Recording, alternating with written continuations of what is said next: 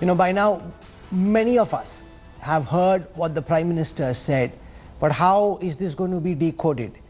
Within India, outside India, in China and internationally. Sushant Sareen, I'm keen on knowing your interpretation of what the message that Prime Minister Modi was seeking to send when he spoke to the soldiers in Leh. What's your interpretation? I think it was very clear to me that what he has done is that he has drawn the Lakshman Rekha, so to speak. What is the Lakshman Rekha? I think the Lakshman Rekha is that we are not going to be pushed by the Chinese. Enough is enough. This nibbling of territory, this salami slicing approach, it's been done to death. But why has it taken him 60 days to draw this Lakshman Rekha? Look, Rahul, it takes you time before you actually start digging in your heels. It's not as though the Indian army was in the retreat until then and suddenly the Prime Minister has Lakshman Rekha. The Lakshman Rekha had been drawn 60 days back itself, which is why you had Galwan, which is why you had a lot of these standoffs, which is why you've had these, the kind of mobilization which you are seeing out there. This happened because you had drawn the Lakshman Rekha, only it wasn't announced as the Lakshman Rekha at that point of time. But I think the message to the army back then, to the commanders, was very clear that you are not going to back down, you are not going to give in to the Chinese intimidation, the Chinese bullying, which is why, you had the kind of array of forces arrayed against the Chinese. So I don't think there's any doubt on that count. But the important thing is that one, he has now given a message to the Chinese that, listen, if you think we guys are going to back down because of some stupid thing which the Global Times writes or because somebody makes some noise elsewhere, sorry, that's not going to happen. But if I flip that, if I inverse that, we want to... Well, one second. If I inverse that and say that just because the Prime Minister has made the kind of rousing speech that he has, if we think that the PLA and the CCP will change their game plan and start pulling their tanks and their artillery and their infantry back because Prime Minister Modi went to Leh, then that also wouldn't be the right assumption. I agree with you. I agree with you that I don't think the Chinese are going to start, literally withdrawing simply because they've heard a rousing speech from the Indian Prime Minister. Certainly not. That's not my case. But I think what the indication from the Indian side is that, okay, fine, if you want this for the long haul, then here we are for the long haul. If you think we are going to back down because you can do this to some of your smaller neighbors and they invariably back down, and you can name the neighbors, and I don't want to do it out here right now, I don't think the same thing will wash down India's throat. So I think that messaging is very clear. Now, does this mean that, for example, in the Pangong area, what we claim as the LAC and what the Chinese claim, there is an interpretation difference and the Chinese have changed the status quo? Do we accept it right now? I don't know what the thinking in the government of India is. But I think beyond the military situation, a very important signal which has gone to the Chinese is that, look, this relationship is broken. Mr. Modi had invested a lot in this relationship right from the time when he came to office. He went out of his way to reach out to the Chinese, to make friends with Xi Jinping, to do many things with the Chinese. The Chinese have reciprocated with the typical petty, stupid, bloody-mindedness which they display to even a small country like Nepal or Bhutan. So the Prime Minister of India, I think, has suddenly lost it with the Chinese, and this relationship is broken. So even if you don't have a shooting match right now, I think the relationship with China is not going back to normal. Okay. And if the Chinese want a modicum of normalcy in this relationship, they will have to do the heavy lifting because they are the ones who have broken this relationship with their stupidity. Once you lose trust, then that's very, very difficult to regain. And no matter how much heavy lifting they may do, to be able to go back to the kind of fervor that Prime Minister Modi displayed when he was swinging on a swing in Sabarmati or walking around the temples of Mamallapuram, I don't see how that spirit of Wuhan can be revived. But General Dwivedi, we just saw from the Chinese Foreign Ministry what looks like a rather rattled statement saying that at this point neither party should seek to escalate because talks are going on. And that an effort to de-escalate and disengage is currently underway. How do you interpret the statements coming out from the Foreign Ministry in China?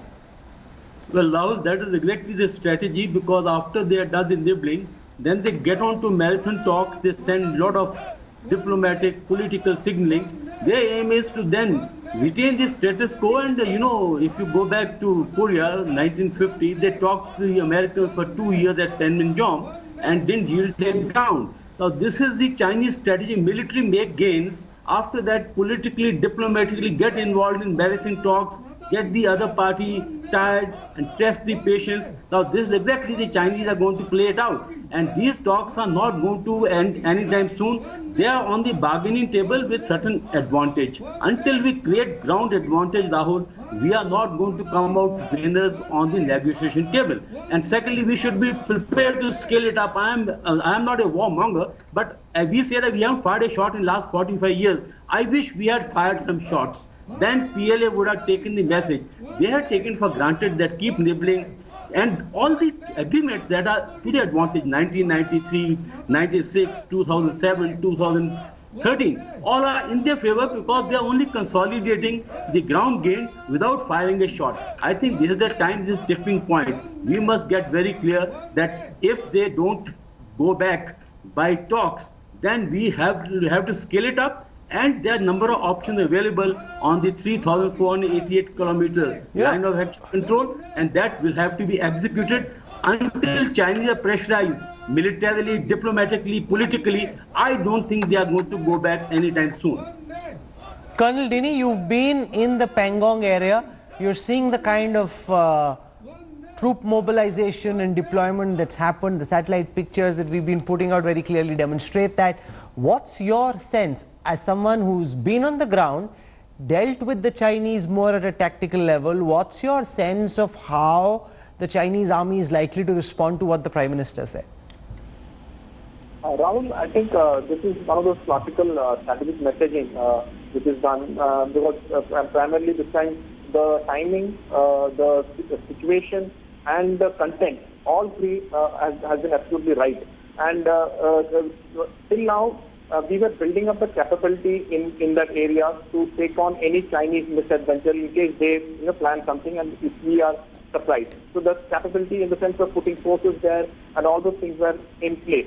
Now, we all know that for a threat, and I don't mean a threat in the offensive, like you going into offensive, but for a valuable threat or a threat which is with content, you need to have intent also. So today the Prime Minister gave out that intent that should the Chinese do anything of that nature, then India will respond. No, but one second. When you say should the Chinese do something, they've already made the moves they had to. From the perspective of the Chinese army, they've already moved the pieces on the chessboard. Now the onus is on us. Do we accept that status quo? Do we push them back? Do we ingress elsewhere? That's really now for India to do. This onus of a pushback is really at this moment on the Indian army, sir.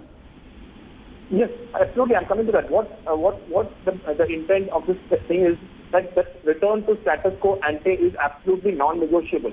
We had 3 rounds of talks with the Lieutenant General, so there has been some kind of positive outcome that it will be a gradual de-escalation. What the Prime Minister's message was that we mean business here. It has to be returned to status quo ante.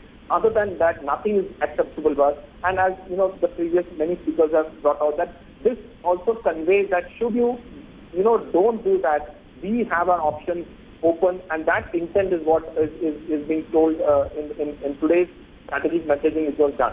So that is the first thing which is General Gurmeet Singh, what's your sense of the level of preparedness of both armies? If push come to shove, if we were to see a shootout, do you see the Indian army being able to push the Chinese back from areas that they've currently come and entrenched themselves into? Rahul, thank you for asking this question to me, because with 6 years in military operation, with 7 visits to China, and having visited this motorized division in Urumqi as the head of the delegation, I would like to honestly tell you my conviction on the whole perspective. Firstly, if you look at the phases of what the conflict has gone through, initially it was a mistake by China to be aggressive, provocative and diversionary in eastern Ladakh. Secondly, we went into the phase of disengagement starting from 6th June. Then after that, they did a big, massive blunder on 15th June. Then 22nd June, they again started a disengagement. process.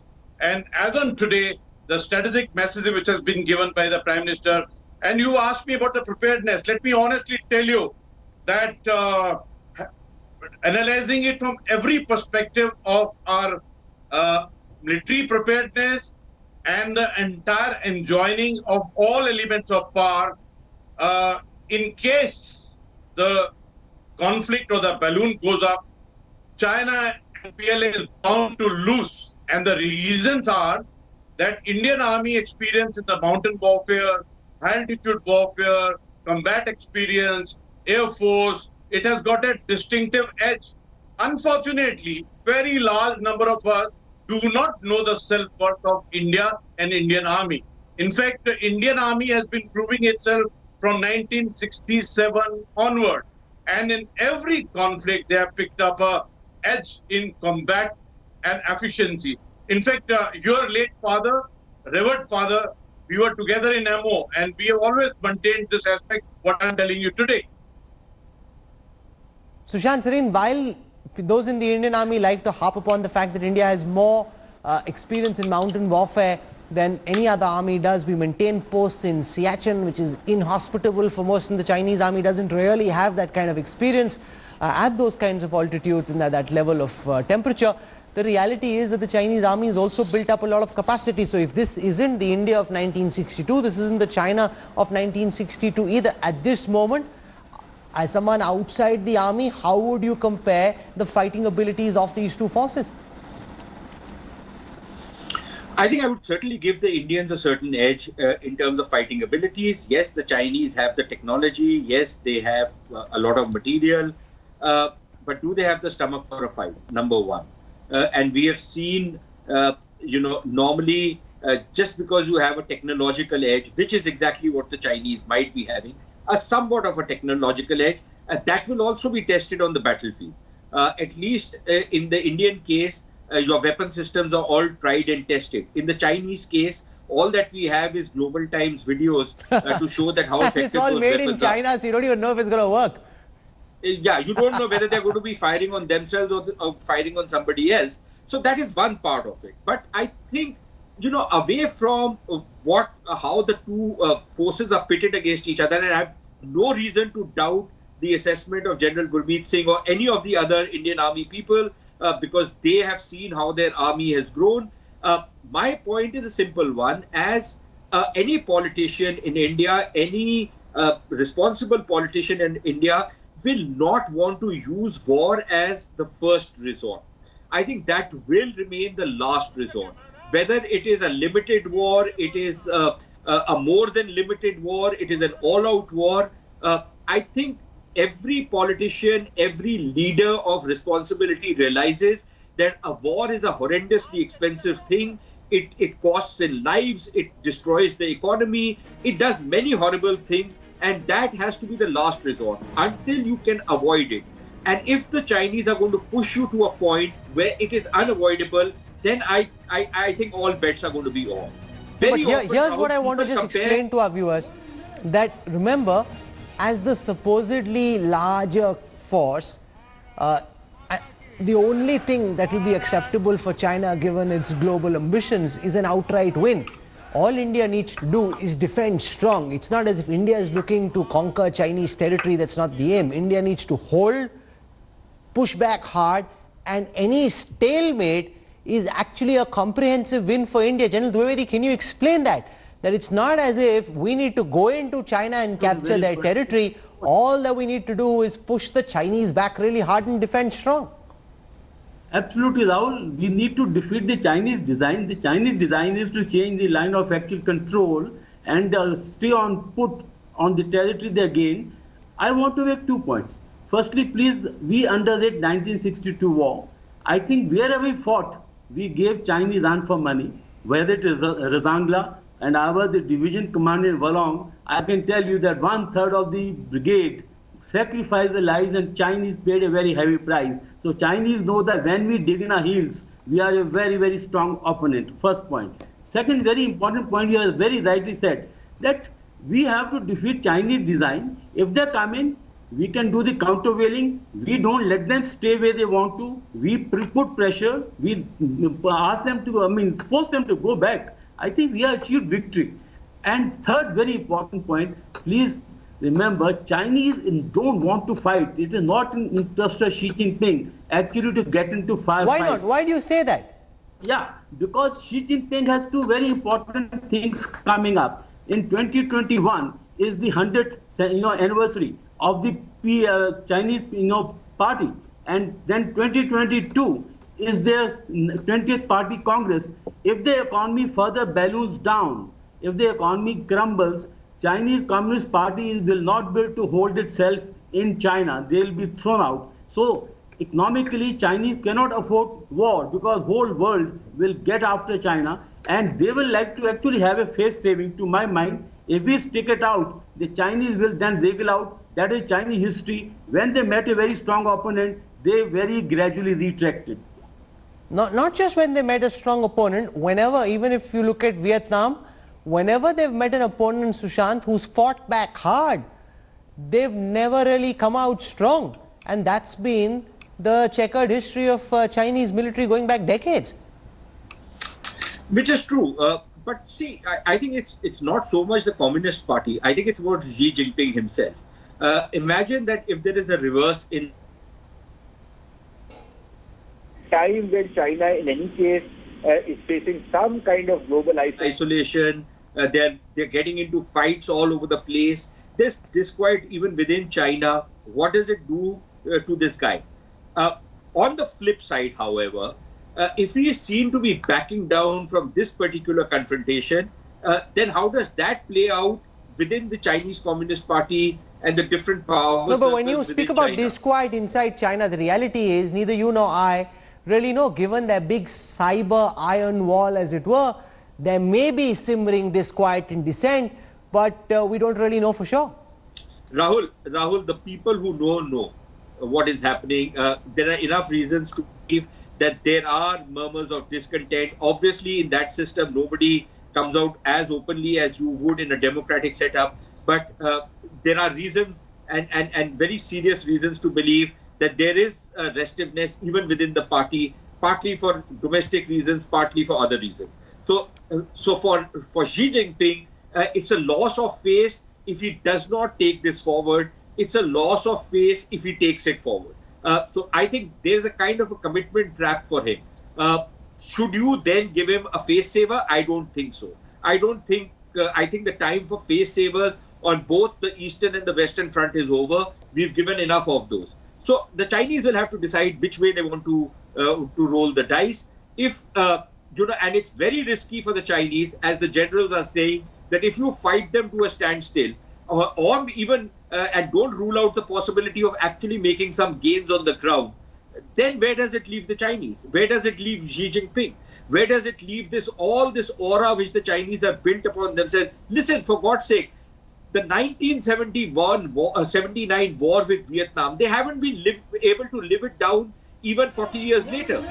They still are, that war is remembered, and it sends the shudder down the Chinese spine as to what a tiny country like Vietnam did to them. So does the leadership at this point in time want this kind of a war? Yeah. I wouldn't entirely rule it out, but I won't even bet on it. So I think things hang pretty much in the middle, and it's a very dicey situation. Let's not take this lightly. This could roll any which way. I don't rule out the possibility of a conflict, but I think the Chinese would be stupid to enter into a conflict, because if they get a bloody nose, then all bets are off on what happens within China and what happens to this great Chinese aura and prestige which they've tried to build so assiduously all over the world over the last so many days. But here's what we do know, that when the 1962 confrontation happened with the Chinese, Pandit Jawaharlal Nehru didn't press every weapon system that we had in our arsenal. The Air Force could have been drawn into use very early in the conflict. Despite military advice, the Prime Minister at that time chose not to do so. What Prime Minister Narendra Modi has done today is signal that every single weapon system, whether it's military, diplomatic, will be used to try and ensure that we go back to status quo. That Rahul, China's on land, on sea and in air. Oh, absolutely. And the fact that India is not comfortable with the current status quo and will push back hard, that message couldn't have been delivered more starkly. General Gurmeet Singh, General Dwivedi, Colonel Dini, and Sushant Sareen for joining me and helping make sense of one of the most rousing speeches we've seen from any Indian political leader in living memory. Thank you very much. What we've seen today, make no mistake, is historic. The dragon has been stared back in the eye in a manner that the dragon didn't think was possible, the world didn't think was feasible. Prime Minister Narendra Modi coming back into his true form. Now what happens next is a story we'll keep tracking very, very closely. We're heading into a break right now. Shivarur is up next with 5 Live. Stay with us.